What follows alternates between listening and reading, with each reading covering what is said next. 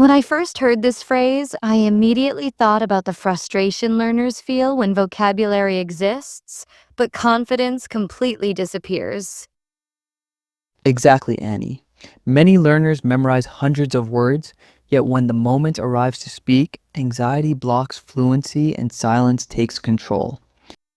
It's like standing on stage with a prepared script, but suddenly forgetting everything because nerves overpower memory and confidence collapses instantly. Yes, and this problem isn't about intelligence or effort, it's about psychological barriers, fear of mistakes, and pressure from social expectations. Learners often tell me, I knew the words, but I couldn't speak. And I feel their pain deeply, almost personally. That statement reflects a universal struggle, especially in language learning, where passive knowledge feels strong but active performance becomes terrifying under pressure. We should explore why this happens, because understanding the roots of silence helps learners transform passive vocabulary into active, confident communication. One major reason is performance anxiety. Learners fear judgment, ridicule, or embarrassment, so they freeze even though the words are available. Another reason is lack of practice in real conversations. Memorizing alone doesn't prepare learners for unpredictable, spontaneous exchanges with native speakers. True, language is alive, dynamic, and unpredictable. Without practicing in authentic context, learners struggle to retrieve words quickly when needed. I think learners underestimate the importance of speaking practice. They focus on reading and writing, forgetting that oral fluency requires constant rehearsal. Yes, and rehearsal doesn't mean repeating lists silently. It means speaking aloud, engaging with partners, recording oneself, and embracing mistakes as progress. Mistakes are essential. Without them, learners never grow. Silence protects ego temporarily, but speaking even imperfectly builds resilience and long-term confidence. I agree, Annie, but many learners fear mistakes because schools emphasize correctness over communication, creating perfectionism that blocks natural conversation flow. That's a powerful point. Education systems often reward accuracy, not fluency, so learners hesitate, thinking grammar errors will ruin their credibility.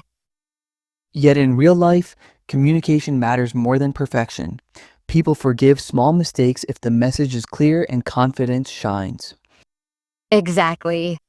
And learners must realize that speaking imperfectly is better than not speaking at all, because silence communicates nothing, only insecurity.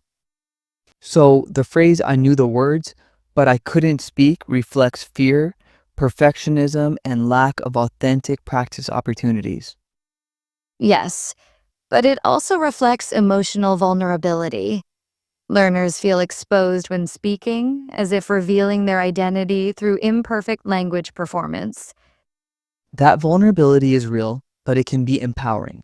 Once learners accept imperfection, they discover freedom, courage, and genuine human connection. I love that perspective, Altaf. Courage grows when learners embrace vulnerability, transforming silence into speech, hesitation into confidence, and fear into growth. Let's debate solutions.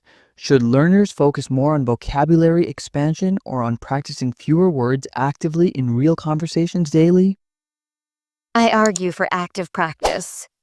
Knowing thousands of words doesn't matter if learners can't use even 50 confidently in spontaneous dialogue. I partly disagree. Vocabulary breadth provides flexibility, but yes, without active usage, words remain locked in memory, inaccessible during real communication. So maybe balance is key. Expand vocabulary gradually, but prioritize speaking practice, ensuring every new word becomes part of active repertoire. That balance makes sense. Learners should treat words like tools, not decorations, using them daily until fluency becomes automatic and natural. Another solution is emotional training. Learners must practice relaxation, breathing, and positive self talk to reduce anxiety before speaking situations. Yes, psychological preparation matters. Confidence isn't only linguistic, it's emotional, and learners must train their mindset alongside vocabulary and grammar. I often recommend role playing exercises. Learners simulate real conversations, practicing greetings, opinions, and arguments until speaking feels less intimidating. Roleplay is excellent, especially in classrooms or online communities. It builds spontaneity, encourages creativity, and reduces fear of unpredictable responses. But some learners avoid role play, thinking it's childish. They don't realize it mirrors real life situations and strengthens conversational resilience. That's true, Annie. Adults sometimes resist playful methods, yet playfulness reduces stress, making language learning enjoyable instead of intimidating. Enjoyment is crucial. When learners enjoy speaking, they forget fear. Focus on meaning, and words flow naturally without conscious effort. So the debate isn't only about vocabulary versus practice, but also about emotional mindset, enjoyment, and courage in communication. Exactly. And learners must remember that speaking is performance, but also connection. It's about sharing ideas, not delivering perfect grammar. I think learners should record themselves speaking daily. Listening back helps identify strengths, weaknesses, and builds awareness of progress. Yes, self recording is powerful. It transforms private practice into reflective learning, showing learners that their voice deserves to be heard. Another strategy is joining language clubs or online communities. Interacting with peers builds confidence, accountability, and authentic conversational experience. Community matters. Speaking with supportive peers reduces fear because mistakes become shared experiences, not personal failures, encouraging collective growth. So, Annie, do you believe silence is always negative, or can it sometimes be useful for reflection? Before speaking, Interesting question. Silence can be strategic, allowing time to think, but prolonged silence from fear prevents authentic communication and growth. I agree. Strategic pauses are healthy, but fear driven silence damages confidence, reinforcing the cycle of I knew the words, but. Yes, and breaking that cycle requires courage, practice, and emotional resilience, transforming passive vocabulary into active, confident, spoken communication. Learners must remember speaking is messy, imperfect, and human. Silence feels safe, but speech builds bridges, friendships, and opportunities worldwide. That's beautifully said, Altaf. Words are keys, but courage unlocks doors, allowing learners to express themselves beyond fear and hesitation. So, our debate concludes vocabulary matters, but practice, emotional resilience, and courage matter more, turning silence into speech, hesitation into confidence.